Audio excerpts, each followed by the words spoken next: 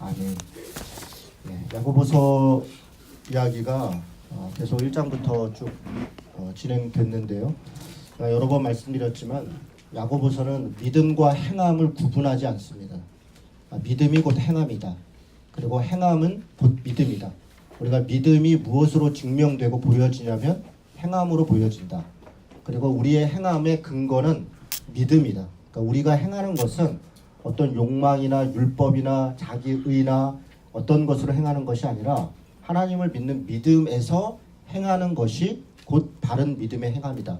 이제 그렇게 이야기하는 것이 야고보서의 핵심적인 이야기입니다. 우리는 지난주에 지혜롭다고 하는 자, 특별히 지혜와 총명, 선생된 자들이 말을 조심해야 되고 혀를 조심해야 되고 특별히 하늘로부터 온 지혜가 무엇인가? 땅에 있는 지혜는 귀신에 속한 자이고 욕망에 속한 것이다. 이렇게 이야기를 드렸고 하늘에서 오는 지혜는 결국은 다른 사람과의 관계 속에서 서로를 편안하게 하고 함께 행복하고 또 하나님의 뜻을 쫓아가고 그런 것이 하늘에서부터 온 지혜이다. 그런 이야기를 했었습니다. 오늘은 그것에 연장되어서 세 가지 이야기가 이 말씀 안에 있는데 여러분 제가 이제 설교 중에 몇 번 말씀드렸는데요. 그 장절 우리 성경에 있는 장절은 사실은 엄밀하게 이렇게 내용적으로 구분되어 있는 게 아니에요. 이것은 12, 13세기 정도의 인쇄공업자들이 그러니까 물론 여러 근거를 가지고 조금 편의적으로 이렇게 나누어 놓은 거예요. 그러니까 처음부터 장절이 있었던 게 아닙니다. 그래서 성경의 원래 단락과 단락, 이야기와 이야기는 그래서 그걸 표기하기 위해서 동그라미로 표기해 놨다 이렇게 말씀드렸습니다. 여러분 그 11절 앞에 보면 동그라미가 있고 13절 앞에도 보면 동그라미가 있어요. 그렇죠? 그리고 제가 이 얘기를 왜 말씀드리냐면 13절에서 17절까지 넘어가고 5장 1절에 동그라미가 없어요. 그리고 이 동그라미는 5장 7절에 가서 동그라미가 있죠. 그러니까 4장 13절에서부터 5장 6절까지 이야기는 한 덩어리라는 거예요. 한 개의 이야기를 하고 있고 11절과 12절은 약간 좀 다른 이야기를 하고 있다. 이렇게 생각하시면 돼요. 그래서 지금 그런데 이 이야기는 11, 12절에 한 가지 이야기를 하고 13절에서 17절에 5장 1절부터 하는 이야기에 대한 약간 서론격으로 이야기를 하고 그리고 5장 1절 이렇게 세 가지 이야기를 하고 있어요. 어떤 이야기를 하고 있는가 오늘 하나씩 살펴볼 텐데 특별히 4장 11절부터 5장은 지금 앞에 이야기에서부터 연결되어 왔으니까 앞에 뭐라고 얘기했냐면 지혜와 총명이 있는 자는 하늘로부터 온 지혜를 가진 자는 어떠해야 된다고 했냐면 여러 이야기를 했지만 한마디로 얘기하면 온유하고 겸손해야 된다. 온유함이 있어야 되고 그리고 겸손한 자여야 된다. 그런데 그 내용 온유함과 겸손함을 가진 내용이 무엇인가를 설명하는 게 11절부터 5장의 내용이에요. 그러니까 지혜와 총명이 있는 사람, 선생된 사람은 어떤 모습이어야 되는가, 그 온유와 겸손이라는 게 어떤 모습인가에 대해서 연속적으로 지금 이야기를 계속 해가고 있는 거예요.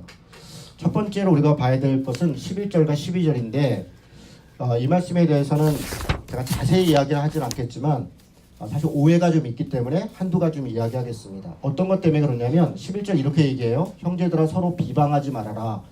형제를 비방하는 자나 형제를 판단하는 자는 곧 율법을 비방하고 율법을 판단하는 거다. 네가 누군데 형제를 판단하냐? 오히려 너는 말씀을 따라야 되는 자인데 네가 하나님이냐? 네가 왜 심판자가 되고 네가 왜 판단자가 돼서 형제를 비방하고 판단하느냐? 이렇게 지금 말을 하고 있는 거예요. 여러분 이 말은 사실 우리를 좀 당황스럽게 해요. 왜냐하면 우리들은 일상적으로 누군가를 판단하고 누군가를 정죄하고 때로는 누구를 비방하기도 해요.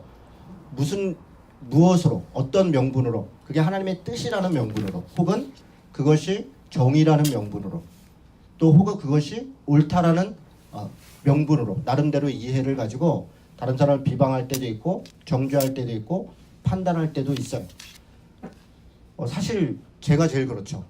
우리 중에 아마 우리 교회에 있는 사람들 중에 가장 많은 비방과 판단과 정죄의 일을 한다 그러면 아마 제가 둘째가라면 서러울 거예요.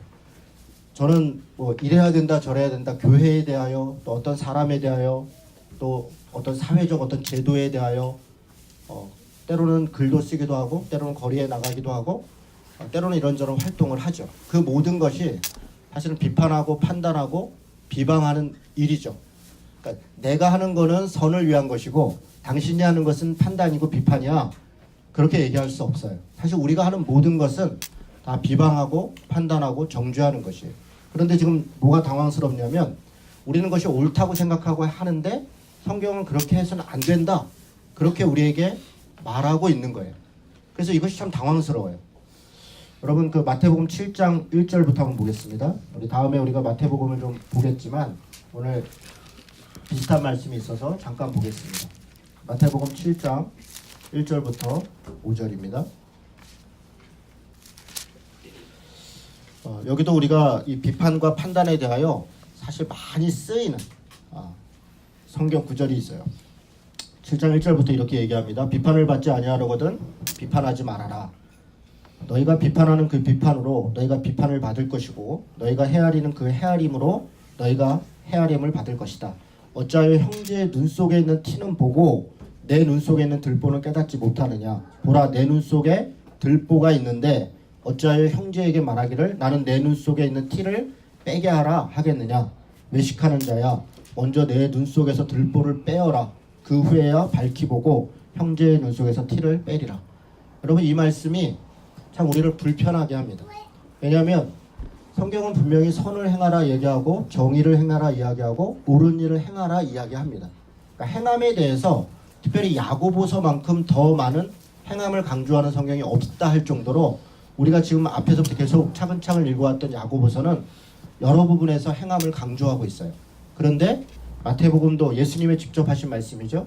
마태복음에 있는 말씀뿐 아니라 심지어는 야고보서까지도 비판하거나 판단해서는 안 된다. 이렇게 이야기를 해요. 이 말씀은 우리를 굉장히 불편하게 합니다. 모순되게 느껴져요.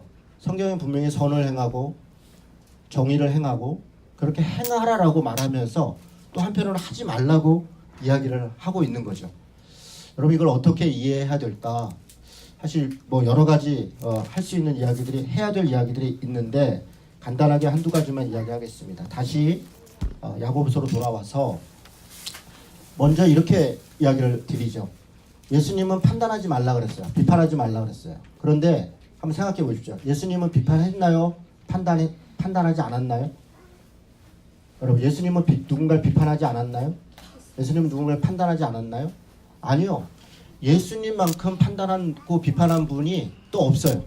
예를 아주 그냥 직설적으로 드리겠습니다. 예수님이 바리새인과 사두개인이라고 하는 당시에 가장 정치적으로 종교적으로 지도자인 사람들에 대하여 뭐라고 얘기하냐면 이렇게 얘기해요. 이 회칠한 무덤들아, 독사의 자식들아 이렇게 얘기를 해요. 이 언어는 우리말로 지금 바로 직역하면 예를 들어 독사의 자식들아는 독사는 당시에 거기는 사막 지역이 뭐 지금도 그렇죠. 사막 지역에 가장 흔한 게 강아지가 아니라 독사예요. 그러니까 뱀들이에요. 뱀들. 물론 뱀 중에는 좋은 뱀도 있고 나쁜 뱀 입장에서는 좋은 뱀 나쁜 뱀이 없어요. 살다 보니 독이 있는 거고 살다 보니 한 거죠. 인간의 입장에서 독이 있는 뱀은 인간에게 해로운 뱀인 거예요. 그 사막에 있는 뱀이 많이 있어요. 만약에 그 팔레스타인의 상황이 아니라 지금 우리 상황에서 그 언어를 번역한다면 어떻게 번역하냐면 독사 뱀이 아니라 개로 얘기해요. 그죠? 독사의 새끼들아. 우리로 번역하면 이렇게 얘기해. 이 개새끼들아. 이렇게 이야기한 거예요. 여러분 이 언어가 되게 충격적이죠? 예수님이 개새끼들이라고 했다고? 예. 제가 알기로 예수님은 개새끼들이라고 그렇게 얘기했어요. 굉장히 심한 욕을 했어요. 지금도 심한 욕이고 그때도 심한 욕이에요. 그런데 그 얘기를 누구에게 했냐면 사두개 당시의 종교적 지도자들 그리고 종교를 기반으로 정치적인 지도자들이었던 사두개인과 바리새인들에 대하여 또 혼자 있을 때 그에게 살짝 모욕을 주기 위해서 했던 말이 아니라 많은 사람들이 보고 있는 데서 나이도 당시 제사장이나 사두개인들과 예수님의 나이는 적게는 20살 많게는 30살 정도 차이가 났어요. 예수님은 30대 초반의 청년이었고 당시의 지도자들은 50대 60대의 어른들이었어요. 그런데 그런 사람들에 대하여 굉장히 과격한 욕을 했어요. 이건 도대체 이해할 수가 없죠. 여러분 회칠한 무덤이라는 언어는 무덤에다 회를 칠했다는 거예요. 회는 이렇게 석회이죠. 하얀색.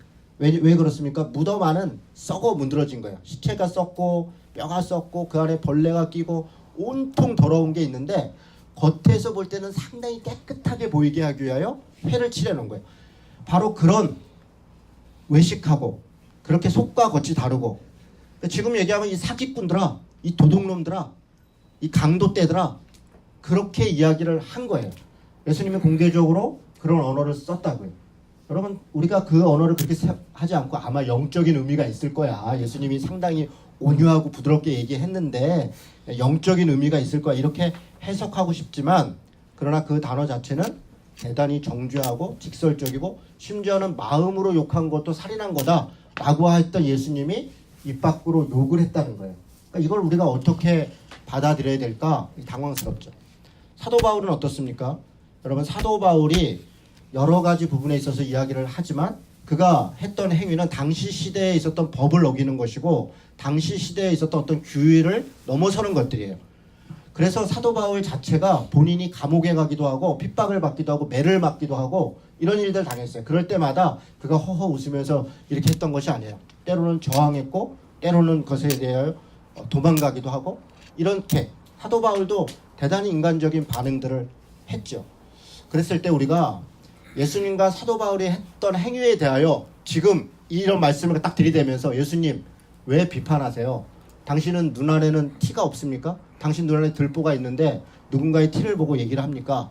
이렇게 얘기할 수 있을까요? 여러분 그렇게 얘기하지 않죠. 그런데 우리는 이렇게 얘기해요. 아 예수님은 하나님이니까 하나님한테 어떻게 감히 하나님은 티도 없을 거야. 들보는커녕 이렇게 생각하지만 아니요. 예수님도 티가 있고 들보가 있어요. 예수님도 스스로가 완전하지 않은 인간이기 때문에 하나님께 기도했고 그것 때문에 안타까워했고 그것 때문에 괴로워했다고요. 완전한 인간의 모습으로 우리에게 와 있었고 사도 바울도 마찬가지죠.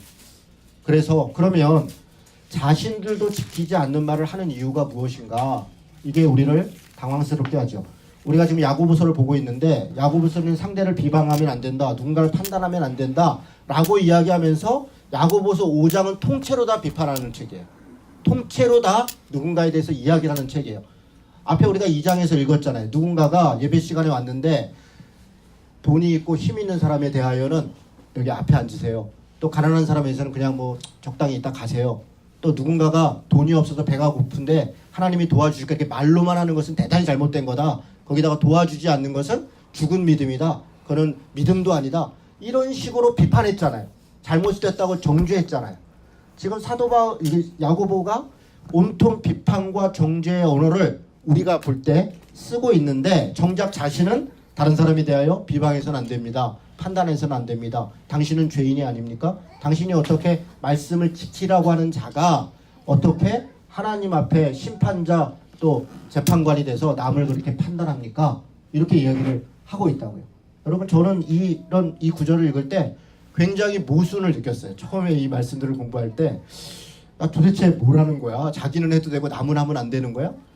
이런 생각이 들었어요. 여러분 이걸 우리가 어떻게 이해해야 될 것인가 생각하는 거죠. 간단하게 그냥 결론부터 얘기하면 사람에 대하여 함부로 비판하거나 판단하거나 하는 것은 그가 죄인이든 아니든 그가 어떤 나쁜 사람이라도 함부로 해서 안 되는 것 맞아요.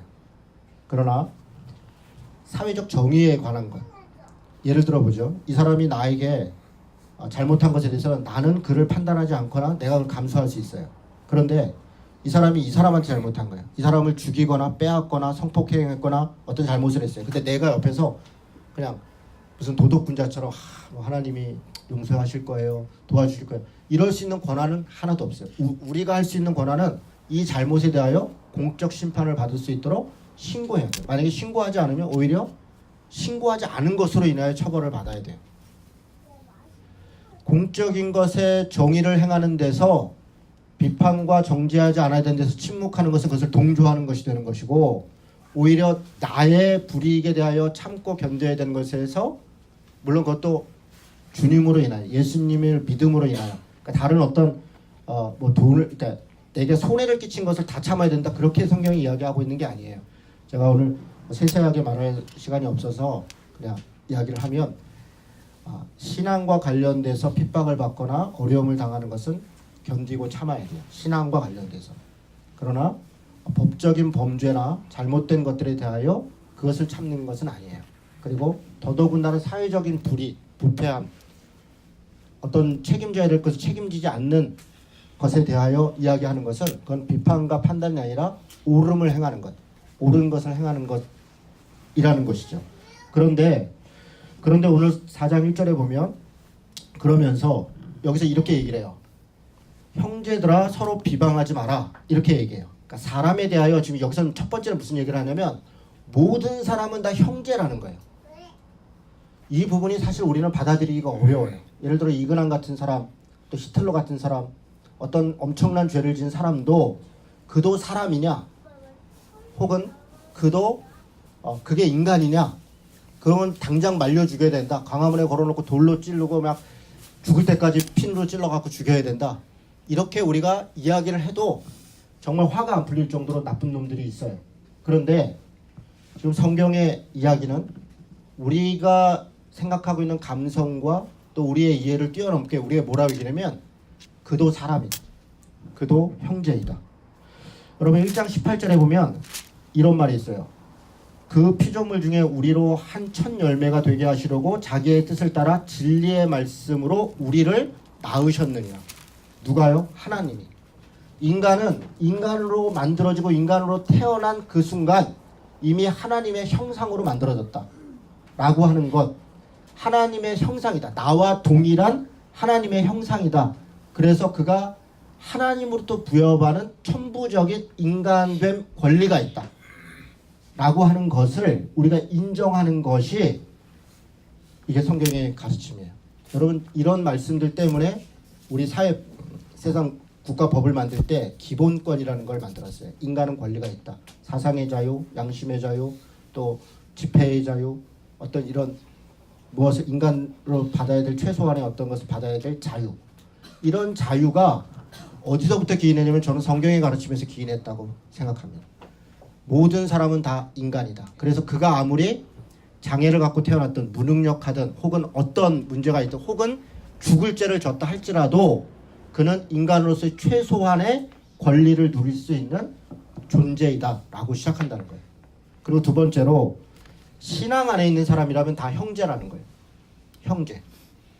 이것을 우리가 때로는 받아들이기 어려울 수 있으나 지금 야고보는 형제로 받아야 된다 라고 이야기해요. 그리고 어떤 단어를 쓰냐면 비방하지 말아라. 비방이라는 단어를 원래 직역을 하면 낮추어 본다. 낮추어 본다. 그러니까 다른 사람을 나보다 낮추어 보고 그를 조롱하거나 비하하거나 하는 것은 옳지 않다는 거예요. 그가 잘못한 최대한 이야기하도록 그가 잘못한 것을 이야기를 해야지 그의 존재를 비하해서는 안 된다는 거예요. 태어나지도 말할 놈, 너 같은 놈을 누가, 이런 식의 언어는 자기는 그보다 낫다는 걸 전제하고 있어요. 나는 그 사람보다 더 좋은 사람이야. 나는 그 사람보다 더 뛰어난 사람이야. 나는 그 사람보다 하나님의 뜻을 더 많이 알고 있어 라고 하는 생각을 전제하고 이야기하는 것은 하나님 앞에서 겸손하지 않은 교만한 자라는 거예요. 내가 누구인지를 착각하고 있다는 거예요. 성경은 지금 뭐라고 끊임없이 이야기하냐면 우리는 다 죄인이라는 거예요. 죄인이기 때문에 아무 말도 못한다는 게 아니라 그 죄인됨을 자각해야 된다는 거예요. 그래서 누군가를 비방하는 나보다 더 근원적으로 존재적으로 낮은 사람이야 낮춰보고 비하하는 것은 언어적으로도 태도적으로도 옳지 않다. 그렇게 이야기하고 있는 거예요. 사람에 대한. 두 번째는 율법에 대해 얘기하고 있어요. 율법을 뭐라고 지금 상정하고 있냐면 그게 최고의 법이다. 율법이야말로 최고의 기준이다. 여러분 지금 우리는 포스트 모던 시대를 살고 있는데 포스트 모던을 한마디로 얘기하면 각자가 옳은 대로 옳다는 거예요. 각자가 다 옳다는 거예요. 거꾸로 얘기하면 원칙이 없다는 거예요. 절대 진리가 없다는 거예요. 그래서 각자가 옳다는 거예요. 여러분 정말 이게 옳을까요? 물론 우리가 무엇이 원칙이다, 무엇이 절대 진리다 누군가 한 사람이 판단하면 그 사람이 그것의 판단자가 되겠죠. 그러나 우리가 분명한 것은 성경의 가르침은 성경 안에 절대 진리가 있다는 거예요. 절대적 법이 있다는 거예요. 제가 아주 재밌는 예를 하나 들어보겠습니다. 이게 재미있을지는 모르겠습니다. 재밌으라고 하는 얘기인데 갑자기 걱정이 좀 되긴 하네요. 말하려다 보니 5명이 무조건 재밌을게요. 무조건 재밌습니다. 5명이 친구가 어느 날 만났어요. 이렇게 만나가지고 오래간만에 만난 거예요. 야 너무 반갑다. 그래가지고 야 우리 오늘 뭐 하고 놀까? 그랬더니 한 친구가 야 날도 추운데 카페 가서 이야기하자. 야 오랜만에 하는데 카페 앉아있길래 노래방 가자. 그랬더니 난 노래방 싫어. 난 노래하는 거 싫어. 난 노래하는 거 싫어. 만화 카페 가자. 누구는 야 가서 우리 술 한잔 하자. 누구는 야 이게 다 복잡. 야 요즘 야구장이 핫하대. 우리 실내 야구장 가자. 이렇게 5명이 이제 서로 가자는 데가 달라요. 그래서 이제 5명이 야 그럼 앉아봐. 이러고서 이제 5명이 어디를 갈까를 의논하기 시작했어요. 이 결론은 어떻게 날까요? 이 결론은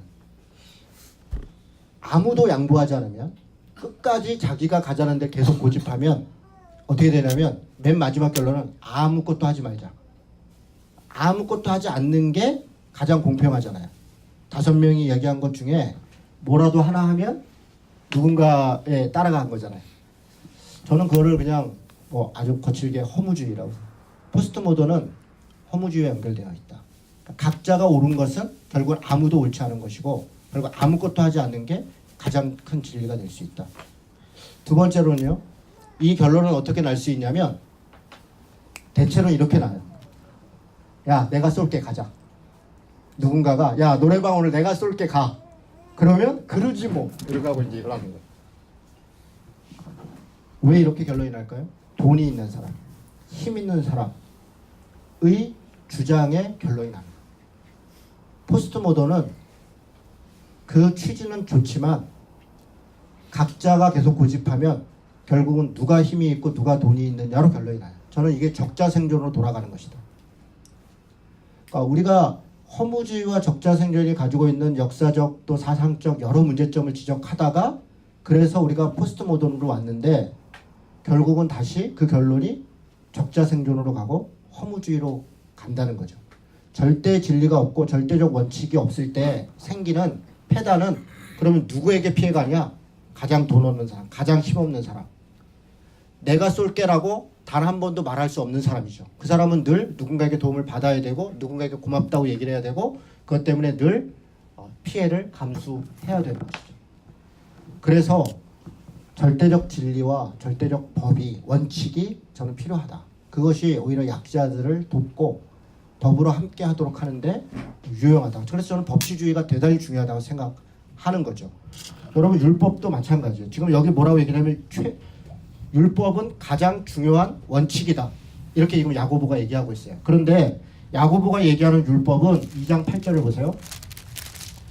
2장 8절에 보면 뭐라고 얘기를 하냐면 너희가 만일 성경에 기록된 대로 내 이웃 사랑하기를 내 몸과 같이 하라 하신 최고의 법을 지키면 잘하는 것이다. 지금 야고보는 율법을 뭐라고 해석해요? 사랑이다. 최고의 법인데 그 내용은 사랑이다. 율법은 법을 지키는 율법을 만든 목적도 사랑이고 지키는 행위도 사랑이고 결국 사랑이 귀결돼 있다. 그게 최고의 법이다. 그렇게 전제하고 있는 거예요. 그리고 그 하나님이 그 율법을 만든 분이고 그리고 그 율법을 판단할 유일한 분은 하나님이다. 재판관이다. 이야기하고 있는 거예요. 그 다음에 세 번째로 얘기하는 것은 12절에 있는데 우리에 대해서 얘기해요. 왜 비방하지 말라고 하는가? 사실 우리는 그 율법을 준행하고 따라야 될 의무만 있는 자이지 우리가 스스로 법을 만들거나 우리가 그 법으로 재판할 권리도 권한도 없는 자이다. 그렇게 말하고 있는 거죠. 저는 이 짧은 한 11, 12절에서 우리가 이 말씀을 마태복음도 마찬가지고 권력이 있고 힘이 있고 돈이 있고 누군가가 무엇을 착취할 수 있는 사람이 자신을 비판하거나 자기를 판단하지 못하도록 하는데 이 말씀을 사용한다면 이 말씀을 그대로 오도하는 것이다. 이 말씀은 전혀 그런 뜻이 아니다. 마태복음도 마찬가지 여기도 마찬가지예요. 여기서도 지금 5장 4절 보세요. 5장 4절에 뭐라고 얘기하냐면 보라 너희 밭에서 추수한 품꾼에게 주지 아니한 싹시 그 품이 소리 질러서 그 추수한 자의 우는 소리가 만군의 주의 귀에 들렸느니라. 그렇게 해서는 안 된다는 거예요. 어리석은 부자들이에 대하여 경고하고 있어요. 그런데 어리석은 부자가 자신의 잘못을 비판하지 못하도록 그것을 더 누리는데 이 말씀을 사용한다면, 마태복음도 마찬가지, 마태복음 7장에 있는 말씀도 예수님이 산상수훈 가운데 하신 말씀인데, 전혀 권력과 돈이 있고 힘이 있는 자에게 면죄부를 주려고 주신 말씀이 아닌 것이에요. 그것은 우리 자신을 돌아보고 우리가 어떤 자세로 하나님 말씀을 따라야 되는가에 대하여 존재적 본질적 이야기를 하고 있는데, 그것을 가져다가 자기의 죄를 면피하는 데 사용한다는 것은 대단히 어리석은 것이고, 그런 말씀을 들으면서 맞아, 우리는 죄인이니까 아무것도 해서는 안 돼, 그냥 하라는 대로만 해야 돼 라고 따라간다면 그것은 정말 어리석은 사람이 되는 것이, 지혜와 총명이 없는 사람이 되는 것이다. 그렇게 말씀드리겠습니다. 13절부터는 들으라로 시작됩니다. 13절에 들으라, 또 5장 1절에 들으라 얘기합니다. 첫 번째가 우리가 누구인가, 우리가 어떤 존재인가, 우리가 왜 겸손해야 되는가를 12절에서 이야기했다면, 13절에서 17절은 자기 삶이 자기가 주인이라고 착각하는 사람의 모습에 대해서 얘기를 해요. 내가 내 삶의 주인이다. 다시 얘기해서 절대 진리가 없다. 창조자가 없다. 하나님이 없다. 라고 생각해서 각자가 옳은 대로 알아서 사는 거지 라고 생각하는 사람은 어떻게 살게 되는가? 들으라, 너희 중에 말하기를 오늘이나 내일이나 우리가 어떤 도시에 가서 거기서 1년을 머물며 장사하며 이익을 보리라 하는 자들아. 여러분, 이 말에는 어떤 것들이 함축되어 있냐면, 무엇을 하고 안 하고의 시기의 결정을 내가 할 수 있다는 거예요. 내가 오늘이나 내일이나 혹은 1년 후나 자기가 계산해서, 그래, 내일쯤 가서 뭘 하면 잘 될 거야, 1년쯤 가서 뭘 하면 뭐가 될 거야 라고 하는 어떤 삶의 시기를 자기가 결정할 수 있다고 생각하는 거예요. 그 주관을 내가 할 수 있다. 또 하나는 뒤에 보면 뭐라냐면 이익을 얻을 수 있다. 이건 뭐냐면 내가 하면 다 성공할 수 있다. 자기 확신이 강한 사람이에요. 어떤 시기도 내가 결정하고, 그리고 그렇게 내가 판단하는 대로 내가 하면 나는 반드시 이익을 얻을 거야, 성공할 수 있어 라고 자기 스스로가 대단하다, 혹은 자기가 의롭다, 혹은 자신이 절대적이다 라고 생각하고 있는 사람이에요. 이 사람은 그렇게 자기 인생이 자기가 전부라고 착각하는 거죠. 그런데 14절에 보니까 내일 일을 너희가 알지 못한다. 너희 생명이 뭐냐? 너희는 잠깐 있다가 없어지는 안개니라. 이게 인간이 가지고 있는 한계. 사실은 그렇죠. 여러분, 우리가 살아가면서 누군가의 죽음에 대하여 이야기를 듣게 돼요. 뜻하지 않은 죽음이죠. 그 죽음을 맞이할 때 그 이별과 그 헤어짐 때문에 우리는 너무나 슬픔 가운데 있어요. 사실 그 전날까지만 해도 그가 그렇게 죽을 거라고 생각하지 않아요. 살 수 있다고 생각하고 우리는 영원히 함께 살 거라는 기대를 가지고 있어요. 저는 그 기대 자체가 잘못이라고 생각하지 않아요. 우리는 기대해야 되고 함께 살 수 있도록 해야 돼요. 그러나 우리는 유한한 존재이고 우리의 생명은 안개 같은 거라, 어느 순간 누군가에게 죽음이 오고 어느 순간 누군가에게 어떤 것이 와요. 그럴 때, 그때 우리가 깨닫게 되는 거죠. 아, 우리가 유한한 존재구나. 삶이라는 것이 그렇게 영원하지 않은 것이구나. 사실은 나도 그런 거죠. 그래서 우리의 삶을 돌아보게 되는 거예요. 내가 유한한 자인 것처럼 살아가는 것이 아니라, 무한한 자인 것처럼 살아가는 것이 아니라 내가 유한할 수 있다. 이 삶 다음에 다른 삶이 있다. 그렇게 살아가는 삶은 다른 삶이 되는 거예요. 사실 5장이 그 얘기를 하고 있는데 조금 더 가보죠. 심지어는요, 15절은 조금 더 끔찍한 상황이 있어요. 뭐냐면 너희가 도리어 말하기를 주의 뜻이라면 우리가 살기도 하고 이것이나 저것을 하리라 할 것이거늘. 자, 이건 무슨 얘기냐면요, 하나님의 뜻을 자기가 판단할 수 있다고 생각하고 있다는 거예요. 그리고 자기가 오늘이나 내일이나 몇 년 후나 내가 뭘 한다라고 할 때 거기다가 뭘 갖다 붙이냐면 이건 하나님의 뜻이야, 주님의 뜻이기 때문에 이렇게 될 거야 라고 하는 말을 함부로 하고 있다는 거예요. 하나님의 뜻을 내세워서 자기의 욕망을 채우고 자기의 어떠함들을 관철시키는데 주님의 뜻을 사용하고 있다는 거예요. 사실 우리가 이렇게 하고 있죠. 우리라고 얘기했지만 우리 중에 가장 많이 하는 사람이 저죠. 목사가 그렇죠. 어떤 이야기를 할 때 제 생각에는 이렇습니다 라고 이야기하는 게 아니라 습관적으로 하나님께서 이렇게 말씀하셨습니다, 하나님의 뜻이 이렇습니다, 이렇게 이야기하는 하는 경우가 많죠. 저는 많은 목사들이 또 많은 신자들이 하나님께서 내게 이렇게 말씀하셨습니다. 하나님의 뜻이 이렇습니다. 라고 얘기하면 저는 믿지를 않습니다. 대부분의 말은 자기 생각이에요. 자기의 묵상 속에 나온 자기 확신이에요. 그런데 그 말에다 어떤 권위를 주기 위해서 습관적으로 자기가 그 의도적이든 의도적이지 않든 우리의 신앙 언어로 하나님께서 나에게 이렇게 말씀하셨습니다. 그러면 상대방이 들으면 길 가다가 하나님이 저 사람한테 와서 뭐라 했나? 어젯밤에 꿈에라도 뭐라고 했나? 이렇게 뭔가 그 사람한테 직접 이야기를 했을 거라고 상대방은 듣지만 저 사람에게 특별히 하나님이 뭐라고 말씀하셨을 거야. 근데 하나님이 하셨다는 말씀을 누가 거기다 토를 달 수 있겠어요? 하나님의 말씀이라는데, 하나님의 나에게 얘기했다는데. 그런데 대부분의 경우는 하나님이 그렇게 말씀하셨는데 결과가 그렇게 나지 않는 경우가 많아요. 그럼 도대체 그 말씀하셨던 하나님은 누구예요 도대체? 하나님은 누구시냐? 그리고 그것이 하나님의 뜻이라고 이야기를 해요. 저는 그게 대단히 습관적인 언어다. 목사도 그렇고 우리 신자들도 제가 말씀드리고 싶은 것은 언어를 좀 바꿔야 돼요. 이게 하나님이 내게 이렇게 말씀하셨습니다. 그렇게 말씀하시지 마시고 내 생각에 하나님이 이렇게 말씀하시는 것 같습니다. 나는 이렇게 생각합니다. 하나님의 뜻이 이것인 것 같습니다. 그 정도면 좋게요. 그럴 수 있고 아닐 수 있어요. 그래서 그것은 자기 스스로의 말한 것이 증명되는 걸 통해서 증명될 수도 있지만 공동체가 그 얘기를 듣고 합당한가 함께 기도하면서 또 검증해야 돼요. 정말 그러한가? 그것이 저는 필요하다고 생각해요. 그래서 지금 이 15절은 그렇게 얘기하는 거예요. 주의 뜻이라면 이것도 하고 저것도 하고 된다라고 너희들이 심지어는 그렇게 말한다. 그런데 이제도 너희가 허탄한 자랑을 하는 거다. 그 목적이 뭐냐? 하나님의 뜻을 갖다 내는 목적은 결국은 자기 자랑이다. 자기 자랑. 내가 하나님의 뜻으로 이렇게 이런 걸 했어. 저런 걸 했어. 결국 거기엔 내가가 있는 거야. 내가. 이런 허탄한 자랑. 그런 자랑은 다 악한 것입니다.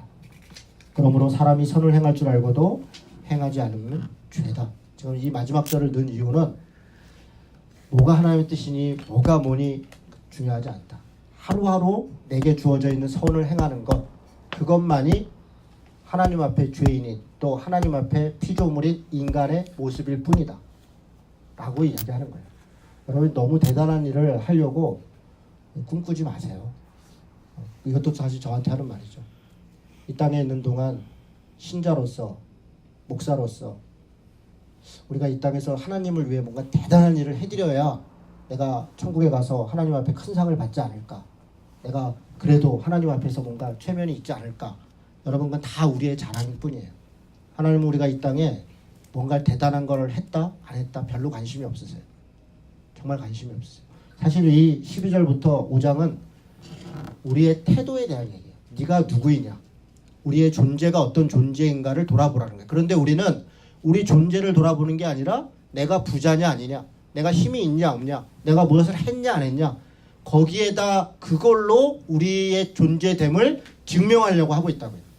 내가 어떤 것을 가지고 있는가, 무엇을 소유하고 있는가, 어떤 자리에 있는가, 그것이 나라고 착각하고 있다는 거예요. 그런데 하나님은 거기에 관심이 없고 오직 사람을 대하는 태도와 우리가 하나님의 뜻을 쫓아가는 그 태도에 관심이 있다. 그 얘기를 하고 있는 거예요. 5장에 보면 들으라 부한자들아 너희에게 이 말 고생으로 말미암아 울고 통곡할 거다. 여러분 이 말은 굉장히 역설적인 말이에요. 지금 우리가 들으면 아 그런가 보다. 당시 시대에는요 부자는 하나님의 복을 받은 자예요. 당시에는 누가 복을 받냐면 그러니까 부와 명예와 지위는 다 하나님께 달려있는 거예요. 당시에는 그렇게 생각했어요. 그래서 당연히 부자인 사람, 권력 있는 사람, 돈 있는 사람은 하나님의 은혜를 받은 사람이에요. 곧 구원받은 사람이에요. 그런데 그거를 예수님이 와서 뒤집는 거예요. 부자가 천국에 들어가는 건 낙타가 바늘게 들어가는 것보다 어렵다. 이게 무슨 소리예요? 이렇게 얘기해요. 당연하게 여겼던 거예요. 그리고 가난한 자, 장애가 있는 자, 또 뭐가 없는 사람들은 하나님의 사랑을 못 받은 거예요. 그래서 그들은 저주받은 자이고 그들은 지옥 갈 사람이다. 그렇게 생각했던 거예요. 당시에는. 말도 안 되는 거죠. 그러니까 지금 부한 자들이 고통을 받고 통곡을 할 거다라고 하는 것은 당시의 세계관으로는 충격적인 이야기를 하고 있는 거예요. 도전을 하고 있는 거예요. 이유가 이렇게 얘기해요. 너희 재물은 썩었고 너희 옷은 좀 먹었다. 지금 썩었다, 좀 먹었다 이렇게 얘기해요. 뭐냐면 멀쩡해 보이나 썩은 것이다. 멀쩡해 보이나 좀 먹은 것이다. 약간 역설적인 얘기를 하는데 3절은 정말 역설적이에요. 3절 한번 같이 읽어보겠습니다. 자, 시작. 너희 금과 은은 녹이 슬었으니 이 녹이 너희에게 증거하게 되며 불같이 너희 살을 먹으리라. 너희가 말세의 재물을 쌓았더라. 이게 왜 역설일까요? 여러분 이 구절의 역설은요. 금과 은이 썩나요?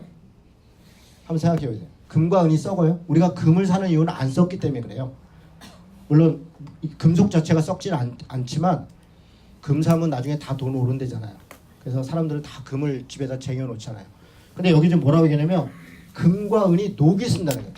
녹슨 금을 본 적이 있나요? 없어요. 이건 말이 안 되는 거예요. 이건 역설을 얘기하고 있어요.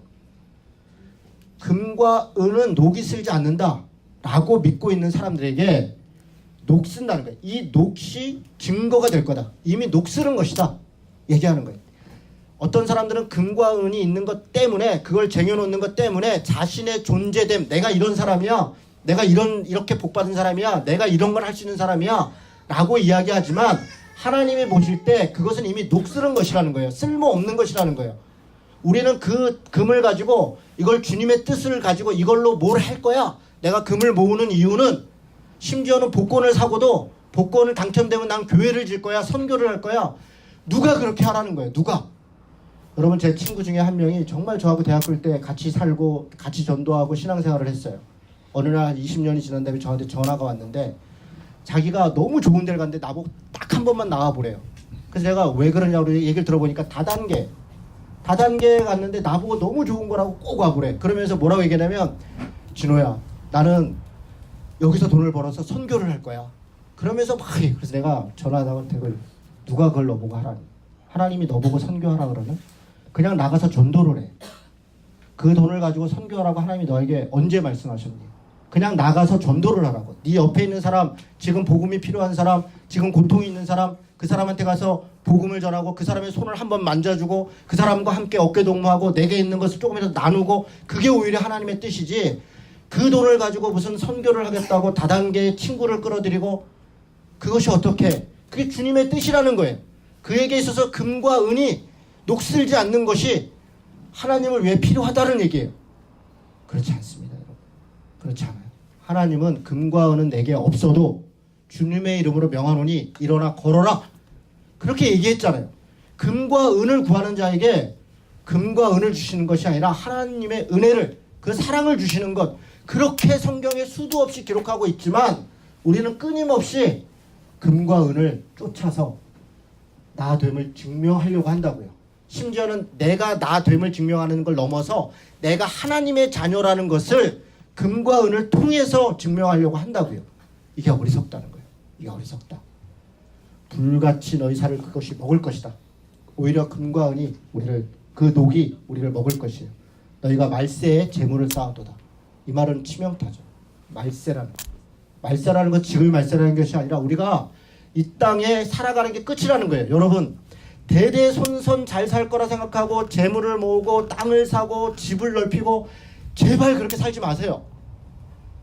제발 내 자녀에게 넓은 집 넓은 땅을 남겨주는 게 아무 의미가 없어요. 그 아이에게 바른 신앙과 바른 삶과 바른 가치를 남겨주어야 되는 것이에요. 그런데 우리는 이 땅에서 하여간 뭘 모아서 여러분 여기 연세 많으신 우리 집사님 권사님들한테 부탁. 살아계실 때 충분히 행복하게 사세요. 그리고 의미 있는 일에 돈을 쓰세요. 내가 이거 모았다가 우리 자식들한테 줘야지 그러지 마세요. 저는 안 그랬으면 좋겠어요. 아이들을 각자 그냥 자기 삶을 살면 됐어요. 정말 어려운 자녀가 있으면 물론 도와야겠죠. 그건 가족이니까 함께 밥을 먹도록 하겠죠. 그러나 밥 안 꾸고 살면 놔두세요. 자기 인생을 하나님 앞에 스스로 사는 거예요. 우리는 각자 자기 삶을 살고 그러나 내가 사치하고 향락하고 그렇게 사는 것이 아니라 의미 있는데 돈을 쓰세요. 의미 있는데 보람되는 일. 하나님의 나라에 쌓을 수 있는 곳에 돈을 쓰세요. 저는 그것이 옳은 일이다. 그렇게 생각합니다. 예. 보라 너희 밭에 추수한 품꾼에게 왜 앞에 재물이 썩었고 옷이 좀 먹었고 금은이 녹슬었다고 얘기를 하냐면 모아놓은 돈이 악하게 먹은 돈이에요. 목적도 태도도 다 틀렸다는. 다른 사람을 착취해서 줘야 될 걸 주지 않고 이렇게 돈을 모았다면 이게 잘못됐다는 정도만 얘기하는 게 아니라 그들의 원한이, 그들의 원통함이 만군의 주, 이 용어를 일부러 쓴 거예요. 만군의 주라고 쓴 것은 심판의 주님을 얘기한 거예요. 만군의 주라고 단어를 쓴 건 이사야에서 가져온 여러 구절들에서 가져온 건데, 만군의 주라고 구약에서 쓸 때는 심판의 주님, 멸망의 주님, 재림할 때 그때 당시에 주님을 만군의 주라는 용어를 자주 써요. 만군의 주, 심판의 때 들은 자가 그 억울함과 고통의 이야기를 듣고 반드시 갚을 것이다. 여러분, 우리가 지금 당장은 고통받고 억울한 사람들이 지는 것 같아요. 죽어가고 아무것도 아니에요. 그러나 하나님의 때가 있어요. 이 땅에 하나님의 때가 이루어지는 것도 우리가 때로 봐요. 우리가 1987년에 영화를 볼 때 정말 그때 당시에 사람들이 무슨 소망이 있었겠어요. 그러나 30년이 지난 다음에 그들의 눈물과 고통이 우리에게 이런 삶의 은혜를 주고 있지 않아요? 세월호의 그 고통과 눈물이 저는 정권을 바꿨다고 생각해요. 세월호의 그 고통과 눈물이 너무나 안타깝지만 그 원한과 그 고통이 정권을 바꿔내고 국가를 바르게 이끌어간다. 여러분, 이 땅에서 때로 하나님의 때들이 정의가 이루어지기도 하지만 안 되는 경우도 있어요. 그러나 분명한 것은 말세가 있다. 주님의 재림의 때가 있고 그때는 반드시 심판의 때가 있다 라고 하는 것을 우리에게 이야기하고 있는 것이에요. 너희가 땅에서 사치하고 방종하여 살육의 날에 너희 마음을 살찌게 하였도다. 너희는 의인을 정죄하고 죽였다. 그는 너희에게 대항하지 아니하였다. 이 구절에서 우리는 예수님을 떠올릴 수 있죠. 예수님은 의인이었고 정말 이 땅에서 다 자기 것을 다 주고 가셨으나 그러나 대항하지 않았죠. 대항하지 않았다고 해서 심판이 없다는 것이 아닙니다. 대항하지 않았다고 해서 잘못이 아니라는 것이 아닙니다. 대항하지 않았다면 누군가 그것을 갚아줍니다. 그 갚음은 더 클 수 있어요. 여러분, 이 말씀들이 우리에게 이야기하는 것은 우리 인간은 죄인이라는 것. 그래서 겸손해야 되고, 그래서 온유해야 되고, 하나님 앞에 믿음의 삶을 날마다 살아가면서 살아가야 되는 존재이다. 그렇게 우리에게 말씀한다고 저는 믿습니다. 이 믿음으로 살아가는 우리 신자들 되시기를 주님의 이름으로 축원합니다.